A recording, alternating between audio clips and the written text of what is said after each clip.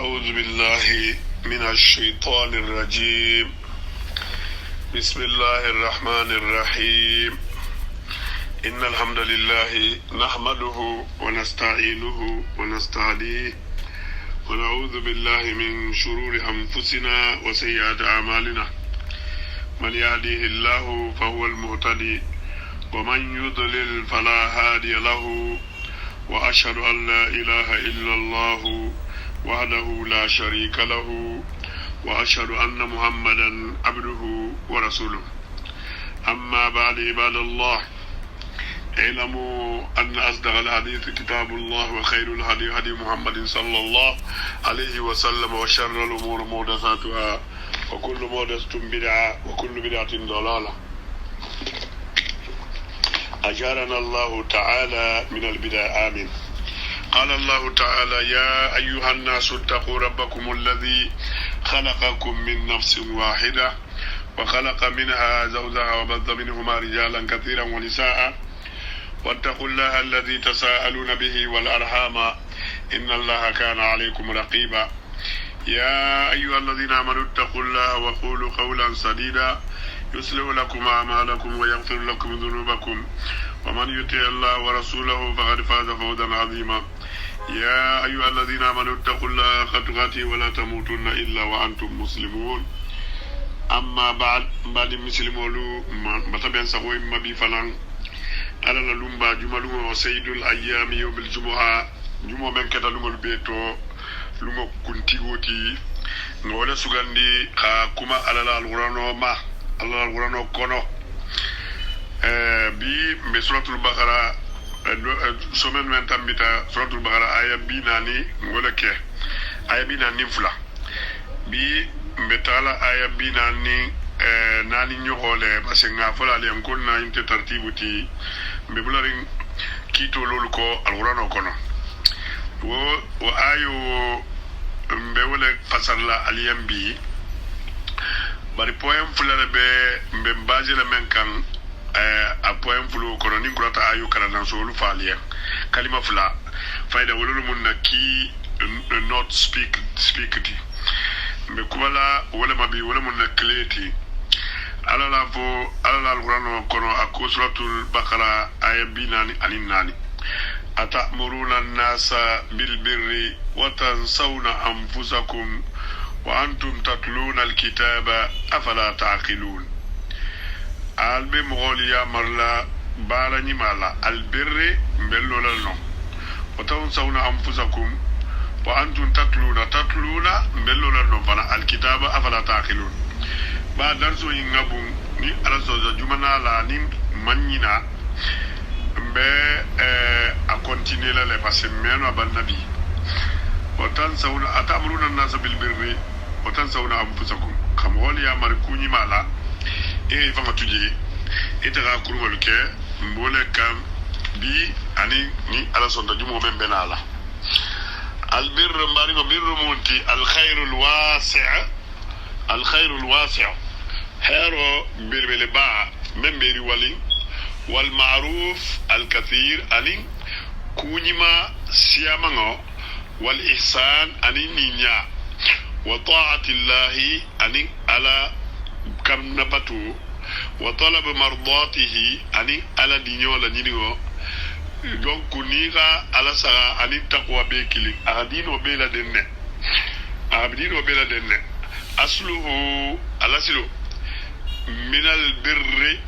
min al barri al fatha bi fathi al ba'i ضد البحر البري dugo jamme be jari dugo be fulalati ba alin tinto bon dugo kulo jamme be bari jari bante banin au contraire a barru boto wala to wal barru aidan barru fanan basire dugo abe yiri walin abe hinnarin abe bela wasarin barru bota ukumo wala to asid wal barru aidan asidiqu barru fananse fatari tonyala wa minhu adola muyinti birrul walidaini mbari ngo ngasaga ma wal birru aidan parce que barru ala silu mulati mbena ala sagila amasila al birru atema wal birru aidan birru asidiqu tunyalam wa minhu birrul walidaini bidugu fanan kono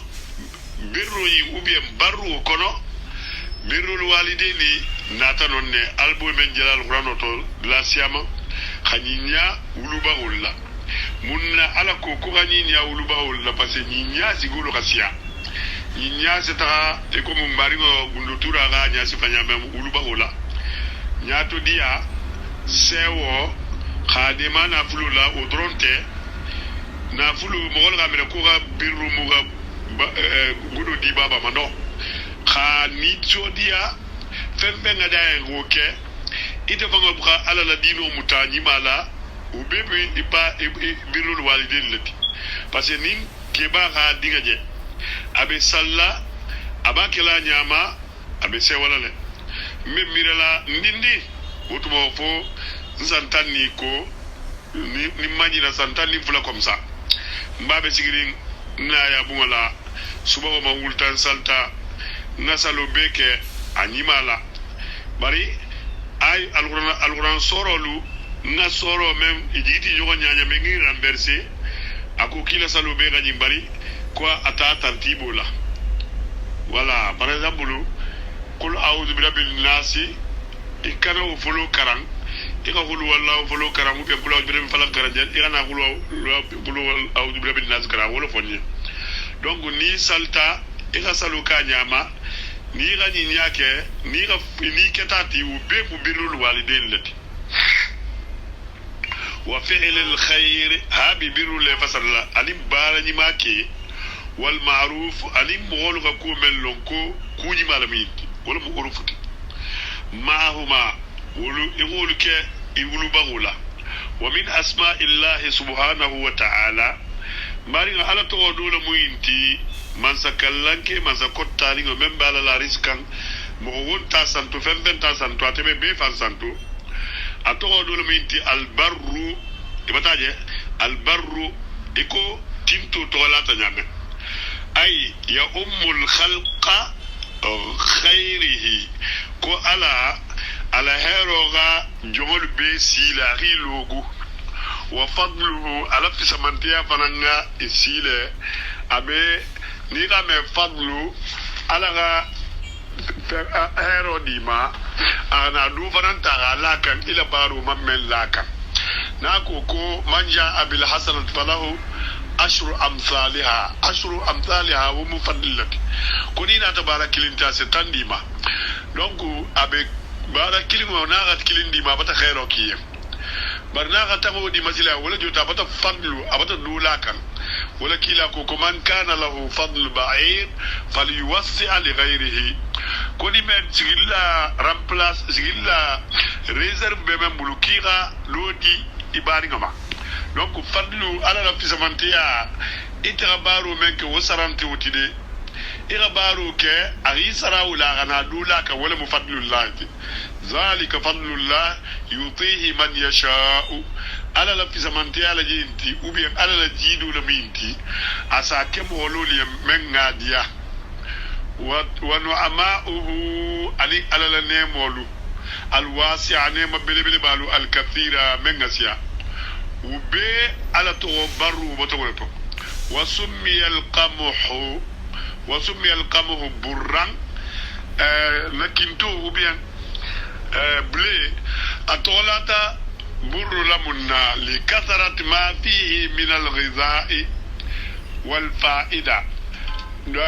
domo aninna fala siya ato wala gatola al burru mari gali bataje nimbe be birru aw al ba'u barru la fasal lali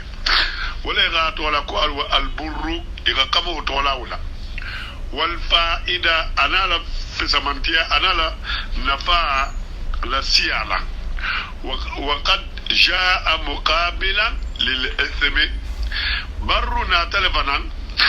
أبي جنوبو كونتراريتي ولا جوتي جنوبو تانوتي كما في قوله تعالى سورة المائدة آيتين iko ala ga fanya men suratul maida kono aku wa ta'awanu alal birri wat taqwa kaluga alu nyogon nasli aluga alu nyogon dema da kunyima la kandi wala ta'awanu alkana nyogon dema alal ismi wal udwani ala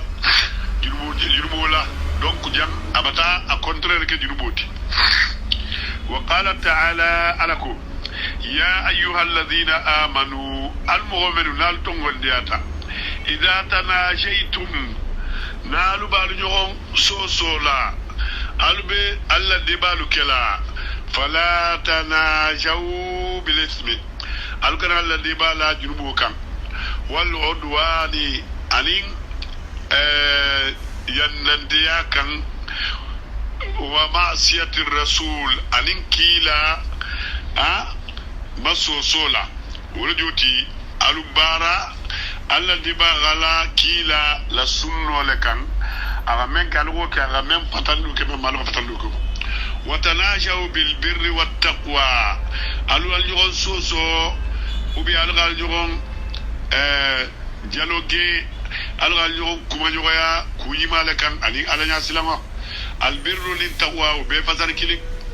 wa fil hadith alladhi rawahu al imam ahmad hadithu mani imam ahmad qafil wa muslim ani muslim ani nawas bin sam'an yintata nawas bin sam'an maqalaku sa'altu rasulullah sallallahu alayhi wa sallama ngalla kila mayni kalam kitoni nemo jidlama anil birri wal ismi birru ni ismu majrumu ni ba kunyima faqala alla kilako al birru ko kunyima husnul khulqi ko daji go nyima la mu kunyimati wal ismi junubu ma haka ala sadrika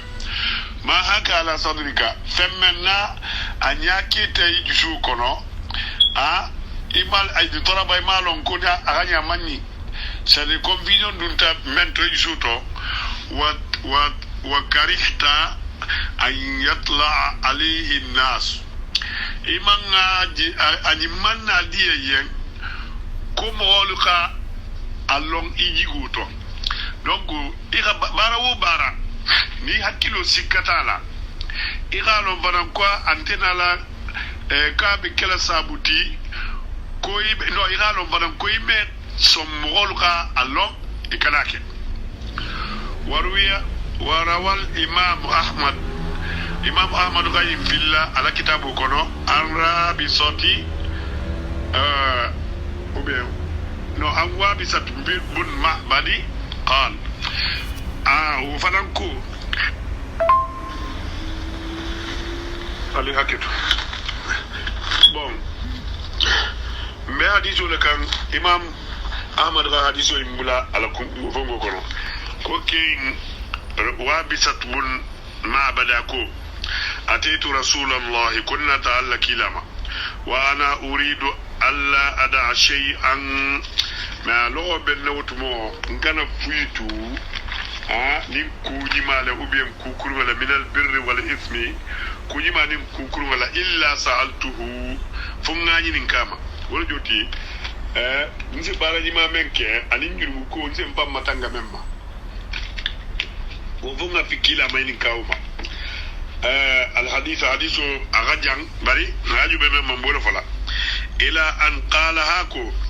fajama'a asabi'ahu ath-thalath ko kila gabul kononin sabola den fajala yankutu biha fi sadri anatana tuabe siso magusila wala wa yaqula bavola ya wabisatu te wabisatu istafti nafsaka akoko ifango no sagi fama wala joti min konto filimen nata e hakkilo la bara albirru anatana birru defini albirru ko di birru silen matma anna ilayhi alqalbu ni sondo me ma fata memma ibe ko men kala isawanga hakkilo isagiti hakkilo ma yi hakkilo jakko bo e hakkilo ko yen kono nyimu kunyima dati akola mu kunyimati watma annat ilayhi nafsu inni falan sontama ako wal ithmu ko junubo ma haka fil qalbi ako men jirjiro men bi sollomera wa taraddud anim sikasiko fi sadri isollometo isisoto wa in aftaka an-nas wa aftuka hal ni muholtati mayninka ou bien itati ila londi فقال النووي نويكو في شرح مسلم قال العلماء كرموا لكو البر يكون بمعنى الصلة أكو بر سكة sila kototi sila munti ko birru seke sila kototi mumuluti bari nya julula jukko wa bima'na lutufi kasino kala no kaya palanti wal mabarra aninnya wa husnul suhba anin kafujugo ya nyimaya wal ishra anin sijugo ya nyimaya وبمعنى الطاعة كاسن وكلا طاعة فنن كتوتي وهذه الأمور مارينا نجيبها من فلالينتك هي مجامع حسن الخلق داجيو بي ما ديغو بولول كونو ولا جوتي بيرو مو داجيو ني ما يارات ومعنى هاك في صدرك هاك في صدرك من حديث ولا كتو منتي تحرك فيه من مغانتاجي وترى ني كوجيما وبلا جاري نسوما بري غفوجي مغان نسيكاتاتو وتردد اسيكا ama saginta yen nimaji mati wotuje walam yanshari Allahu sadr isuju wala mafamema wa hasala fil qalbi minhu shakku sikku tarata sonnomela menna wa khawfu anin silamu kaunuhu dhamman ko ala ko na eskiya ameke junuboti wa qad jaa fi surati al-infitar بارك إنها سورة الانفطار والمطففين عن المطففين سورة المطففين مقابلة البر بالفجور كبر أسيناك فجورك قال تعالى إن الأبرار لفي نعيم أكو مغني مالو نما كيلالو ولبنى موتو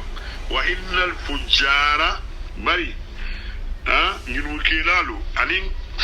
tiñar kilalu criminel lu la fi jahimi wolbe jaana makono suratul infitar aya tanin saba anin aya tanin nol aya fulani wasile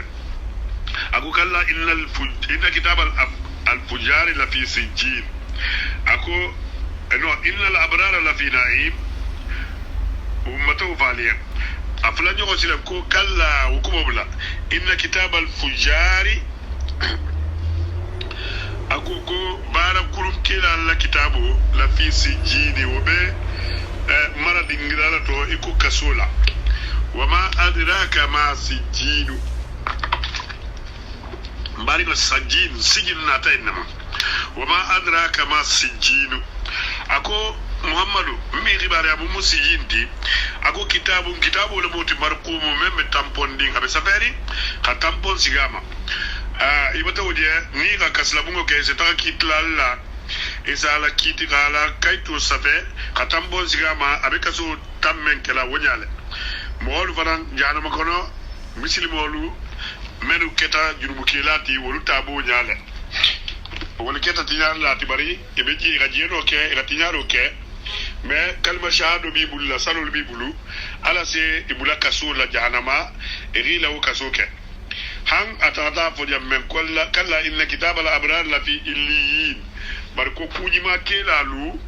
wolbe illiyin bila ko to tari ngala moti aljanna kono suratul mutaffifin aya wala aya sagi nimme mum vola nyenga fo koko al fujari ka contraire mo birrulati mari ko sile anata alquran ko na ate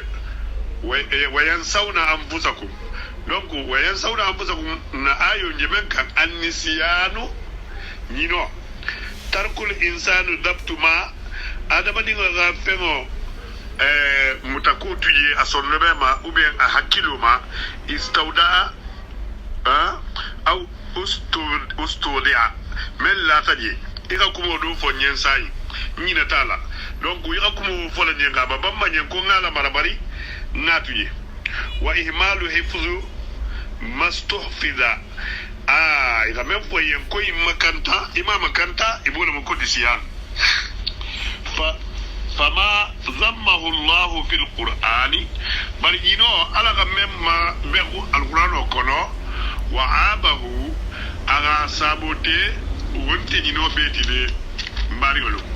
وانتجنو بيتي على مم فنجة جنا لول ما من سابوتي على أهله يتقول ما فهو الذي ومولم ينوتي يكون عن قصد إغيتو منا وتعمد إغا منا ينين إغيتو وما عذر فيه الإنسان ورفع عنه هذا ما نيجي من ما يجلك مما أسنودي يجلك مما المؤاخذة فيه قابوكا ممتالا وانت ربنا لا تؤاخذنا إن نسينا أو أخطأنا ألكو مارجي كافو مهم أفو مارجي إكنا متالا فن إكنا متفننا nga menke error menke ani nyinata menna wulu alantu mo mutalawula fa huwa ma kana an dhafin wo sorota adama digala la ampole kono ala ko ko likal insan dhaifa ko adama digala ta la ampole kono qalbu sonna mela moti ضعف قلب سنة ملا دعمولا أو غفلة وبين ينولا من انصراف القلب والفكر إلى شيء آخر إذا كم ودوف ينزا يغادر هكذا بكو كتاكا وتلاوة الكتاب مارينو نافلا لينكم ملولا يتلون تلاوة وتلاوة الكتاب بيا ينبي نتنبا تعالى كتابه كرام كتاب منو فرم بكران ننسنا وفاليين على بكتابه منما توراة ده وتلاوة الكتاب إلى كلامه قراءة التوراة كلام الموتي كلامه غمم فوق سميت القراءة الصف التوراة كلام جاتي لمو من الكتاب فلا كلا فلا لي من مفلاما أفلالا ندرمولما سميت القراءة تلاوة إلى كلام التولا من نكون تلاوة لأن ماريو الكلام نيجا لاري نمدي لأن الكلمات لأن الكلمات جمو بكسر لماتي إن شاء الله تنسب بالكسر لأن الكلمات قد كلمة من با كلام كونو أبي كومبوزري منا تادي متتالية يبين على اللي بسكري يقولنا تلاوة تالية تتالا تلاوة متتالية التتالية ولا من التلاوة يبين بسكري يقولنا له وراء بعضها يبين بسكري يقولنا وقد تكون تلاوة bari karanga faransa no kala ka adamiha ikoni man karam idza lam takun an tafaqquhin nin famo malakan wa tadabburin anin tagasu wa imanin anin limaniya bil kitabi al matlu ibe kitabu men karanna annahu unzila hudan kitabu menna adita kande yo mabayta ba karanna ite man songo ba وفرقانا أن تنيا فنيا بين الحق والباطل تنيا فنيا فتنفاسولا فإن كانت عن تفقه نين تغدك لندو كان وتدبر أن تغسو كان انتفع بها التالي مما كرنا وبتا منافقة سطالا فهي التلاوة حق التلاوة ولم كرنتي كرنا فما وإنما تكون من الذين يؤمنون به بركت كلام الحقيقو يم كلام غلول يمن بتونغون دي ملاما منو حمو بدنيا درون كان ولنتدي المعنى الإجمالي للآية ماريو آيو المعنى الإجمالي أكوتو مدنيغو نينا على ولا فليه يقول الله تعالى على ما فلا من سكلنك من سكوتو تاريخ تعالى ذكره من تو كوتو تاتا آئبان على بني إسرائيل abe bani israila ngolu jaragila wa muwabbihan lahum abi mabghula wa fadihan limakhazihim abila fanjam fa lankermayala khaybe men lugunaga ala mokenala wa kashifan an qaba'ihim anila kurngolu ibe men luguna abula bola wa zamimi khisalihim ani dajihu kurngolu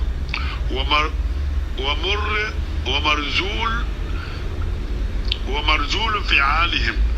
أني لبارو من نم أمو أرزل الشيء فهم كوما كوتي ولجو تبارا كرمو من ببارو كرمو كوما كيف تدعون أو كيف تدعون الناس المبغول كيلا دي إلى الخير هرما وتأمروهم بإنشاء أنفسهم albi ya marlaki famalu lakisi min azabillahi ala la yankatuma wa ghadabihi alin ala la dibigala bi amali salihati ko ngabara ni make wal bu'du ani shururi ki risobo ku kurumalla was sayyiati ani bara kurumalla krimu baro ni bara kurumalla junubullah وتتركون أنفسكم ألبالو فغتولاتي غارقة في بحر من الرذائل بارا كرمو با وامو كنو ألبي دولارينجي ألبي متونينجي مرتكسة في حمات القبائح ألبي لا جنسنين ألبي لا غسمارين بارا كرمو لا نيالا موغلة في الشر albedunnin kukurbo kono wal fasadi anin tiyaro wal munkari anin konkolla itiqadan allal miri alaba wa amalan anin allabara laba wa khulqan anin aludaji laba wa sifatan anin almarankuto laba wa halan anal kenya laba musari'atun ila ghadabillahi albe kenyerin atara alala dimiyoma وسخطه أن على الجسبوما وشديد عذابه أن على لا يغنكتو دمنيوما ووبيل إقابه أنا لا يغنكتو لبنغلا يغنكتو كومولا فيا لجانيان bari aljana kurumba nyini alfanyen aluga soto wal akhiratu fi dunya wal akhirah dunya ni alqiyama inna dhalika min fi'likum njana men badanten kula ma la baroti la yaf'aluhu aqilun hakilima mewbara wa maskatun min aqli hakilin dindum be membulla wa mewbara فإن شأن العاقل قاتو هكل مالا كينيا أن يسعى في الخير كاغي تريا قطع هيروتو والنجاة أنين كيسوتو والفوز أنين نيسوتو أولا أتفلولا لنفسه أفنيا أغاكا فنبلويا ثم وقال سلم لمن هو أدنى وأقرب منه من با أكتو وبين من غسطو على فلو أباري مسطو والله أوكي فإما أن يكون ما تدعون برا أكو تمدو بنا ألو من كلي مري للا ألفا مخافو كوني مالمو وتأمرون الناس به ألي مغول يا مرلاما ليس هو حقيقة بر وانت كونيماتي وإنما هو إثم ومنكر أسنون كلا جنوبوتي أنين كونكولوتي باسي الله تلقوليا الله نيا سلامباليا كان وبوليتلا من القول الله كموتو والعمل أن الله باروتو والاعتقاد أن الله ليمانياتو الله ميرياتو ibtada'tumuhu atalul ghudamuta ala mali yamarala bi ahwaikum alu nidiyala wa za'amtumuhu alu gayim kum be kuma mogolien linnas mogolien birran kumu bunyibat kazban ala allah ga faniyatiga gala alala wa ala shari'atihi anin alala sariyangala khafu ko alala sariyangala alala sariyante fenning adama ligo ga kriye iga mogolu bula ala batulala ita banam bebe dunna yinno kono ndelu karamogolu la baranti inti khigo siki ga kukuru matuye men la baro mumunti ga kukuru wa idila ni ga buta salamu ni ma buta salihina ala fabi tele wo bi tening ala te silen ndelu o ma ala rasuli illa al balaghul mubin fuinte kila mo ma anin kila mo no fe bulalalu fuga tena lankere maya mo woliya naga mo woliya sile gata alla jugement tentel bulu alla jugement be alla bulu menga mo woliya mari ko nga faliya menga ya mari ko nga faliya wa ala anbiya'ihi alim banan ibe fadi ala alla kila alla wa zulman to anin to ni wakam li anfusihim kum alfama ashaddu zulmin fantoji gi ba jamal moti it okay mari on fantoji gi ban tambina iri fango tuji xamo ko talu kanda itente kanda o baru kala watilka jarimatu akumu krimulati bayinatun membe lankere mari bari baba dara maray bola dem ko nga ala bongo airplane mode mamata laba donte meno ka wallu bala bon fanto ni man tammi nambari lu ira mo lu ya mar kunyi mala wol go ke wol ka baraji soto ira ni nay fanku abari fanto ri bal muti abari krimule moti mo ko fama bon mo hakkilima la barantoti lima tajurru ala mushtariha min nakali abe ije baru men kala wonya xam hol ya mar ku nyimala itenta kala ube al balaw min silima al kiamal musidi anin dunya ja wa wabali anin laban ku jawiya wa antum katilu tazamuna albayim fola alufama kunto atazamuna anfusakum anna anfusakum katilu famfam a'lamun nas katilu mu olbe to londilal wa aqall ahlul ardi katilu hakilu gabundu kono mo olbeti wa gatara wonte fa aina hadha al-ilm in lonno be minto al-muntahi alube mem دم يالا الفنا واين هو هذا العقل المزعوم الوكا حكيلو من نالوكا دم يا الفما كا المحكل ما تابمنتو وهل العاقل يالا حكيل ما يكذب على الله اسفنيا لا على لا ويخدع عباد الله على لا جول منين قيمه كوميا ويغشهم أغي إكمدمو هذا الغش كمدم ياينا الفادح من با لجربلي الذي يجر عليه خزي الدنيا وعذاب الآخرة من با دنيا يغنكتو أنيك الكيما ملو ديلا ومهوما ويتعرض به لمقت الله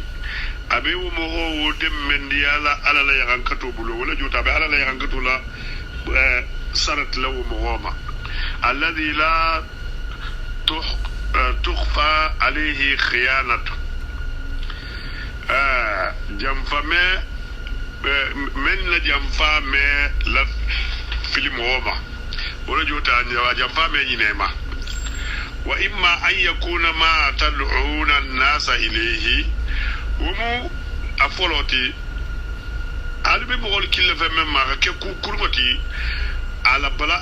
ala bala ko saga luma ala sagi ko mo luma iko mo men be dino lu krila bi ga mo bula ala batulala kubi aga taka ke kunyimati wama albi yamaru kelmenna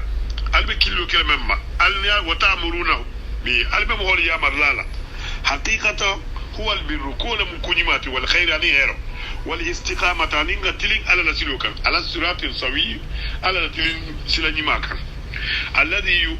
يؤدي بسالكه إلى سعادة الدارين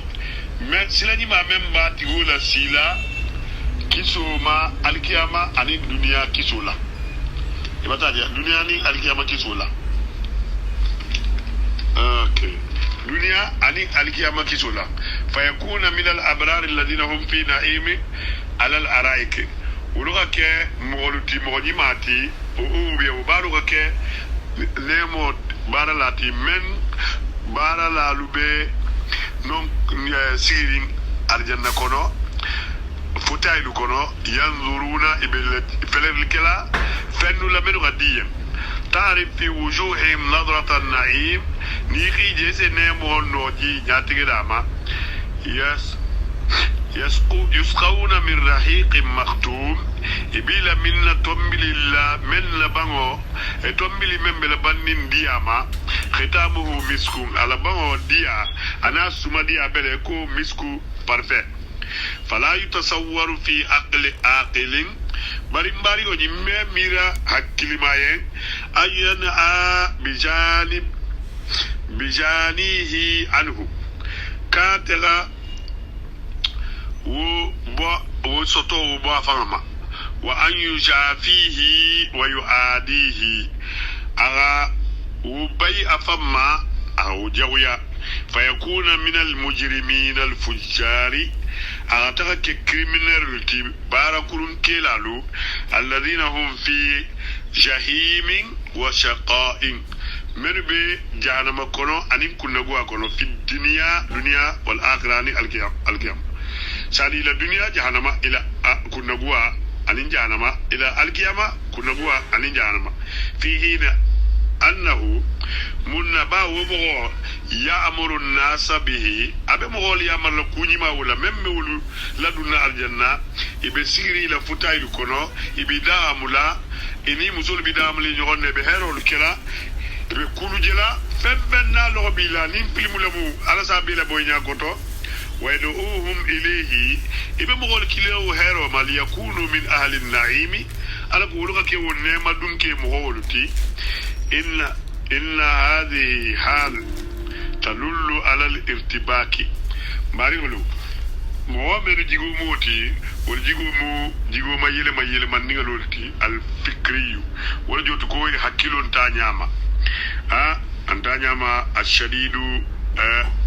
أبونيا نياما منغا غولي وعلى الاضطراب العقلي الشنيع ولجو تكي حكيلو فنان انتالو الله الذي لا يمكن معه لأمة ولا لجماعة ممن ينكلا من توين وبين جماعين ولا لفرد وبين موكلين أن يسير في الحياة المعيشية أو يكون في الدين على سنن واضح أغتو على نريتي يكونو يتخبط أبي مساجين ساجين نوتو ومن دي دون دالا كاغتو على بالو كونو أبي سنة سلوكا من بلانكنا ميارين وعلى صراط مستقيم أبي سلا تلنيو فنانكا والله تعالى قد وهبكم العقل على حكيلو دي الما ليمنعكم من هذا الاضطراب على كو حكيلو غالبو باي نياو وحكيلو غالبو جيري وكان وحكيلو غالبو كميلمو وكان ويعززكم عن هذا الارتباك سنانا غالو ميفيه والما فتزنوا أعمالكم الغال بارو الميزير غي بيسي غي كروسي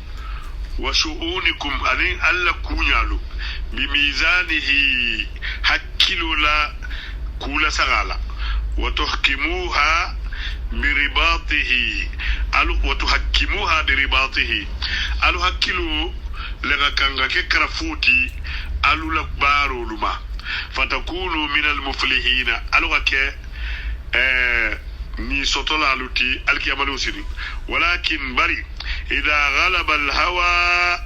baninni dia nindita wa tahakkamat shahawati nafsi alunila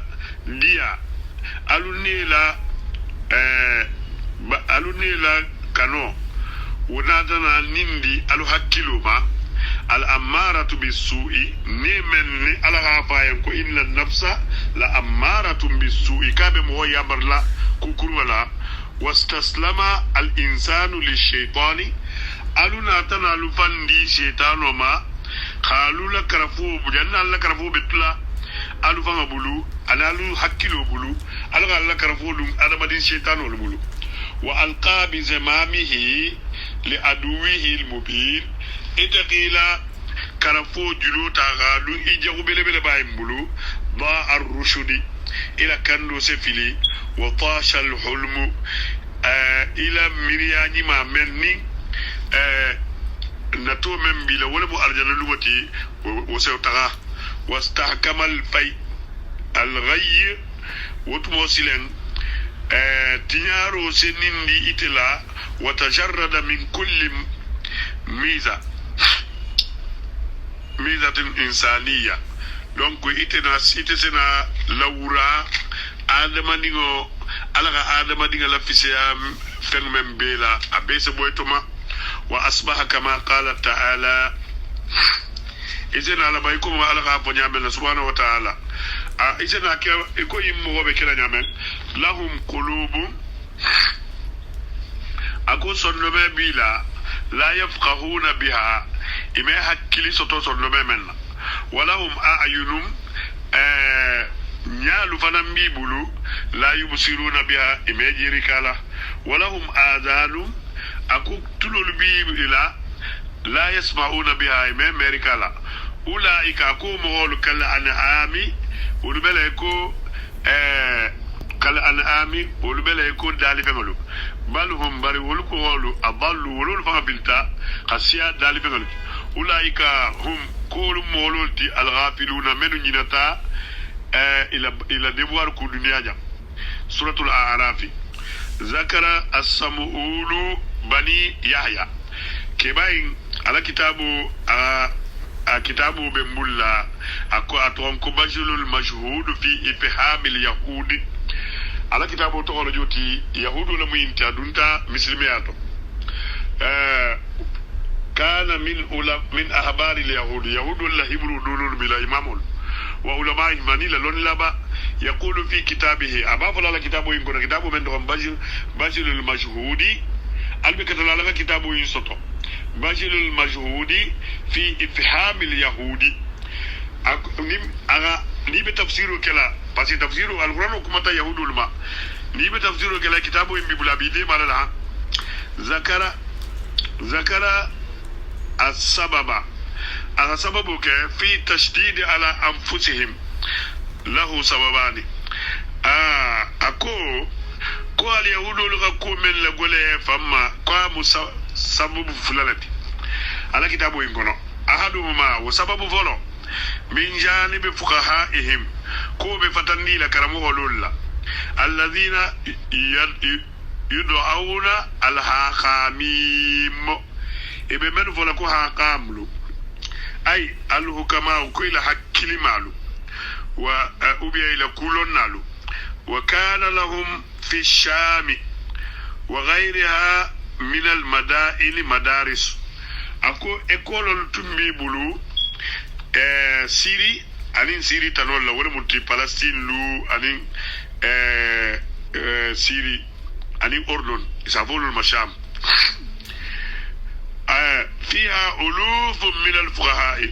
karamu wulsi amanne bulu kono yu'allifuna ulul bi kitabul sabela wa yuftuna bi fatwa kala hatta ijtama'a lahum al-kitabani alladhani ijtama'a fuqaha'uhum alayhima han ila wala safaro ni la fatwa lu madingo o tata ki en kitabu bilbil ba fulati o kitabu bilbil ba fulu ni tata al yahudu la demu to duniya jawo wala bi bulla tawrata diburde inde bar lawla wulu la fatwa ni la kum mayle makuma wulu e barala wulu la o kitabu wulu wa huma wulu al mashna aton roto mashna wa huwa al kitabu al asghar wala mi la kitabu domati même malonta beti talmudu wa talmudu wala malonta beti hali ta manata sa isa trebulla wa huwa al kitabu al akbar talmi la kitabu bati la kitu bebe non ko ila jigo ila ilo ولم يكن الفقهاء الذين ألفوه في عصر واحد مؤمن كتابه لسبع من بوسيكل كلنا وإنما ألفوه في جيل بعد جيل إنه تبنى قامدين سيكل سيامانولا ni siècle do tamita siècle do bol farangi tala nin do tamita dangila itu tala la wonya la sile hayna ta interdit kullama marra jilin zadu fihi siècle wo tamita nin do nata do se do laka wala at lambari ngo kila manzo bidama wa anna hadhihi ziyadati nin nabidatu ladino bena la kala ko ni ta kene nyamen wa anna hadhihi ziyadati kunna ilayin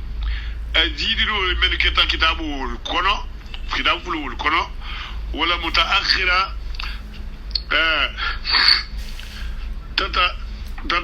تتقاضى المتقدمة مؤمن تمتا ولسه مناتا ولسه من تمتا ولسه بلا ولنوما علموا أنهم إن لم ساري إن تناولوا نيانيني كوي ما تفلو ولا بلو كوما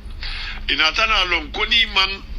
iltilla jilo interdira sariya la bomembe ziyada anim bidia interdila sile ko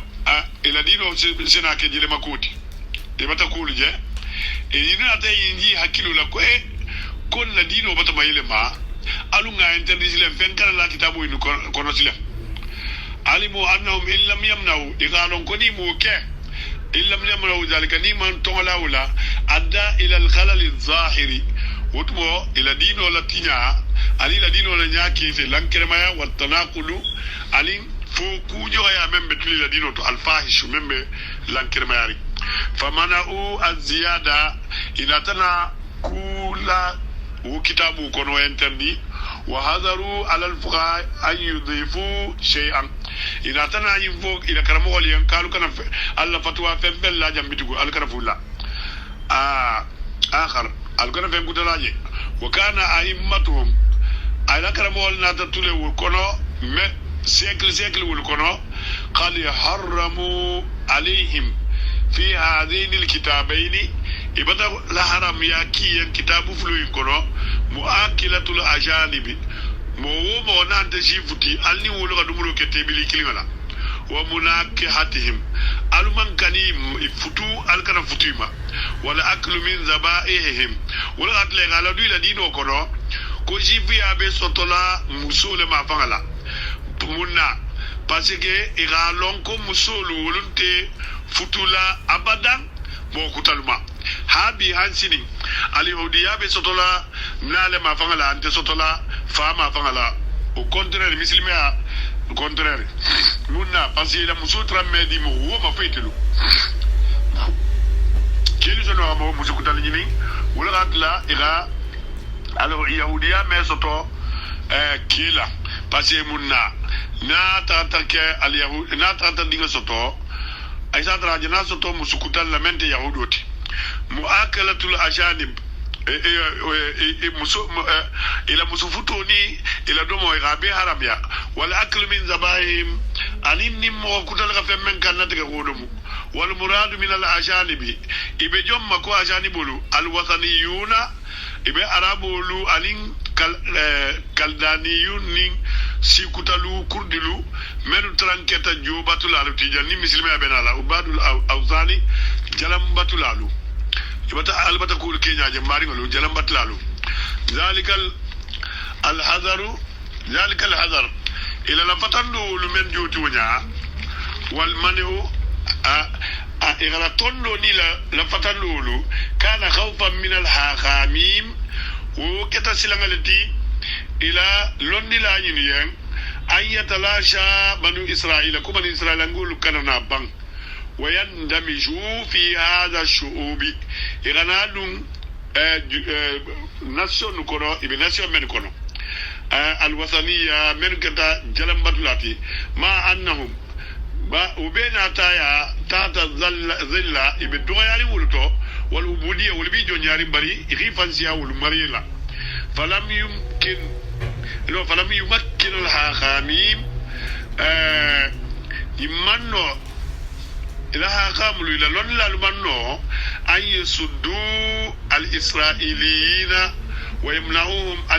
عن مخالطة من كان على غير ملتهم إلى نطول ترموتي كوي ينتدي نمغل غدو يغون تبالي مانو إلى ندولو ناتنا بو إلى يامرو كتو إلا بحجة كي منو فلا خاد دليلو سطو وكوبوما تاوراتا كونو فوي غكتا يستدعونها إذا دليل تبين إفهم بمن لا من أنفسه إفهمته ويكذبون بها على الله غفني على الأقوال الغافو لأن التوراة إنما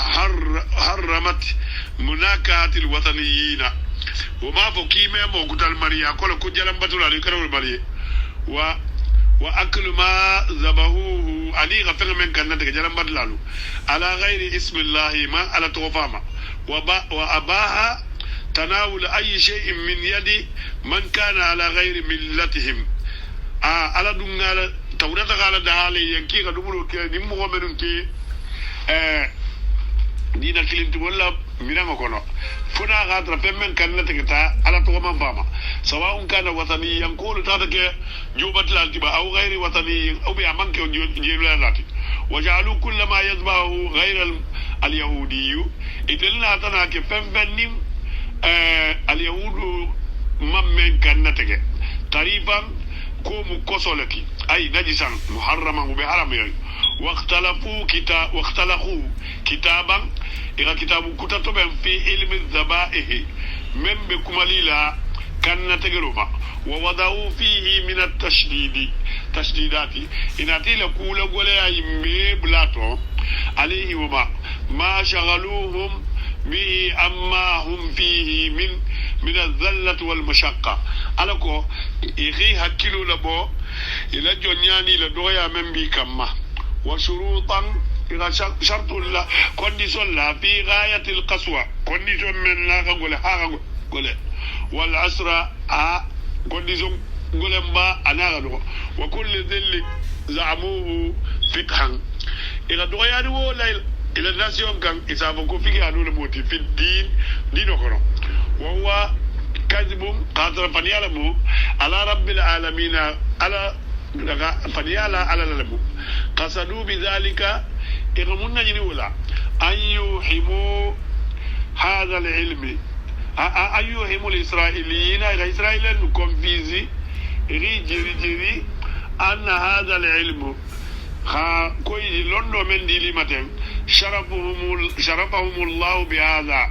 على الإسرائيل بنياننا وأمثالها أنا ألندو تنولا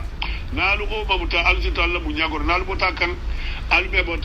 الله بنياغيكو نموال جمع مربي وزن نالي أبانا كنا كيبال سلوا الكرام لدي أكيد سلا جماعة أمان كسلا جماعة على متا والسبب الثاني ماريو سبب ما ذكر مولا سبب كمان كل يا كإسرائيل ما سبب ولا نقول في تضييق المعيشة والتشديد من إلى دين ولا قولها علي لبلو لا قولها علي بلو إلى دوم ولا قولها عليه بما أن اليهود قال اليهود مبددون في شرف البلاد وغرب في شرق البلاد وغربها إكل بلد جونيارين الدنيا دو كله كان أنين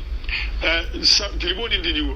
فما من جماعة في بلد إلا قدم عليهم إذا جماعة من دنيا كنو فوق لقيناتي للا كاكوكي لا قدم عليه رجل من أهل دينهم نيبه أي بدوغا ياتو جاوجان إسي لندن أدولا تغجي من بلاد بعيدة خوبو دولا با وغتغا إلى législation ila condition inula wala karamula anu ila karamula yadhar lahum al-khushunat في دينهم أسدين قولهم ولو يتيلا والمبالغة في التورع أنين جنتم بطول على من ديبلو والاحتياط أنين ريزر ملا ويسرع في إنكار كل شيء عليهم أسافوي أسنا تغسل إنجلتريا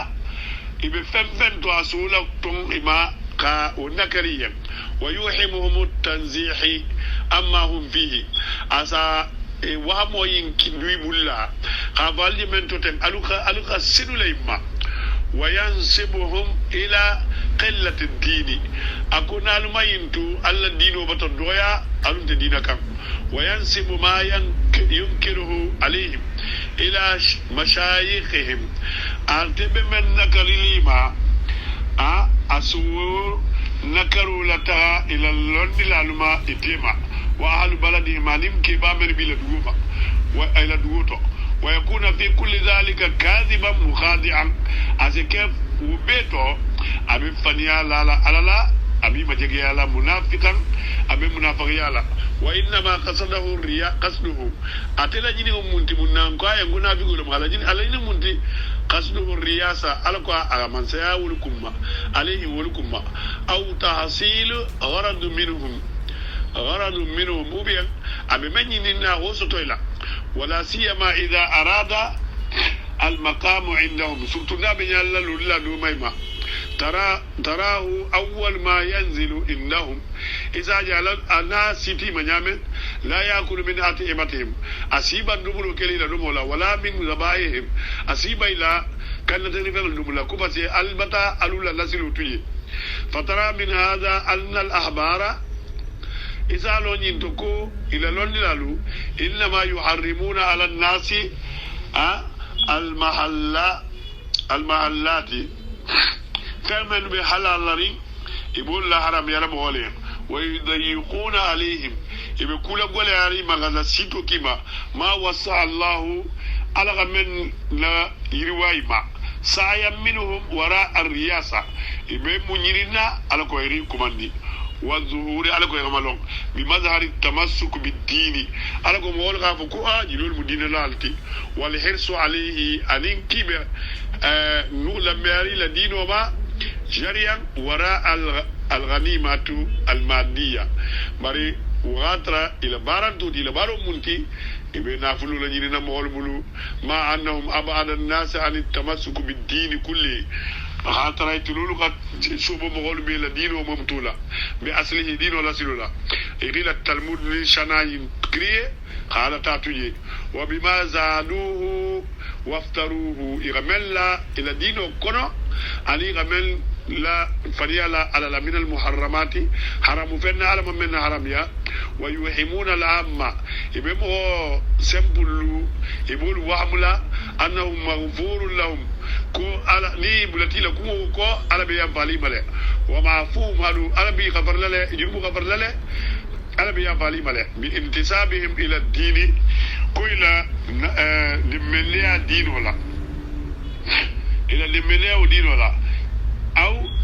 intimaihim ila ahad al-mashhurin ou bien ila limelia la londla budula groupula al-aghlabina men tambita koy wala majabul je ni bu kono imu mo balati ala bi kala mo balati min qidisihim ila mo bunyari mawulto wa kahnatuhum alila londilalu al awwalina falolu wa hum tahta sitari ibu be kala ibe trades koma yatuna al fahisha bin al kukurwati wal munkar anin konkul wal fusuq anin fasiq yalu wal isyani anin ala sosolu ma قصد به قلوبهم من كتسابتكي سنمي لغولا فكانت كالحجارة سنمي ناتنا كيكو كرو لغولا الله أكبر مباريغلو على جنا ونيلول تو لكوفو نينتين على جيولول لكوفو لا نينتين اوكي أو أشد قسوة وبيك سنمي فانغولا كتنبي كرولا وترى كثيرا منهم كيس مغشيا من تريتو يسارعون في الإثم إبي burila junubuma wo mu junubu jomanti wala mu khakula daha mo holi memanda penna haram ya mo holi men ma haram ya khakula dun dino to men de dino to wal udwani alinna ni la tamuto wa aklehum shoti anila riba domo la bi'sa ma abar kukurun siyata kanu ya'maluna be membarala suratul maida aya bi worodin fla wa inna ma kana hadha halu ahbari bani israila bani israila ngol la hibru luila baru la jenti la karamolu wa shani ulama'ihim ani la karamolu kenya لأنهم إنما كانوا قاتوا يترتله يتعلمون الدين بدينه كرنا اتجارا على كوي غاكي جولا فنتي وصناعة ألين بولا بارا فنتي ومأكلة ألين دمر فن دولاتي واستيادا ألين مغول من نجمو بأيدي واستيادا ألين كوما نجمو لما بأيدي الناس من مغول بلو من أرض الدنيا دنيا نافلو الله ومتاعها نادغم الله وليشتروا بالدين ألقوا غدين ومسفلين وآيات الله ألين أللا كما نقول ثمنا قليلا أللا توراة آيولو ثمنا قليلا مفلين فين دوغمان دينا فبيس ما ماري الكوجة وياتا يشترون ما كانوا يتعلمون إبه فم سنة فنة إبه مغل لون لمنا ليتدينوا به ألقوا غكدين وكي إبولو ويتبعوه إغبلاكو ويقيموه إغاللو مغلتي محق إقامته للونيا بلا والعجب ماريو كوانكو أن الناس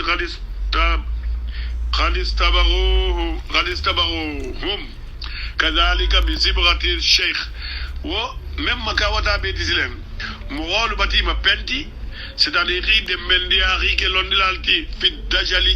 ila tijaru in kono wal ittijari bid dinani la dino ke ekonomi sursuti wa asbahu hum كذلك يتلفنا تنا على بانسلم وتو يأكلون في بطونهم الإبي كنول فالا وحرام ولا كما رأوا الشيخ إكيبي لكرمه فلو لجنا جامع يلتهمه وبالك كنون جامع في بطنها كنوتو فتراهم إسيجي يمسمسون إبي داتو ديالا ويخفون لفايداتو ويحوقلون إبه لا حول ولا قوة إلا بالله ويسترجعون إبه إنا لله وإنا إليه راجعون فلا فإذا تفشت عن أثر لهذا ني إتاتا نوجه إلوما في نفوسهم سنمت وأخلاقهم أني إلى جيغولتو وجدتها إساجه على الضد والنقيد إساترا إجيغوني إلى بارون تكوكلنتي فالكل مخرجون والكل كاذبون أي بيبي مغول لفي الله أي بيبي فنيال كري لغالا على لا مستهزئون أي بيبي مغول كلاب كوموتي مستهترون أي بيبي مغول ما جيجي على في قلوبهم مرض ينغروا بي سنبتوا فزادهم الله على ناترى نندي مرضا ينغروا لا ولهم عذاب أليم ينغت بابي بما كانوا يكذبون يترمم فنيا من كلا فهم في ضلالهم إبيل في الوطو صادرون إبي كونتينر ولا كان وفي غيهم يعمهون إلى فلو إبي جيري لمولتو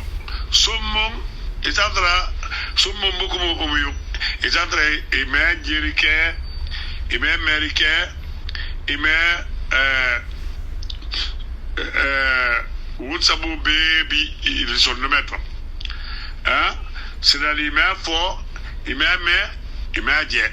فهم لا يعقلون إما حكي سطو ولو علم الله فيهم خيرا نين على غيرا ني لكوتونو لا اسمعهم اسيل ميرندي ولو اسمعهم ناغي ميرندي لتولوا وهم معرضون اسي كودون الى باركم ولا سوره الانفال ماريغلو مي ادنا جنبي ان شاء الله لبياكتو كمالا كنتو من تراتاتو ان شاء الله voilà même boucan ha misilimo jama be tantu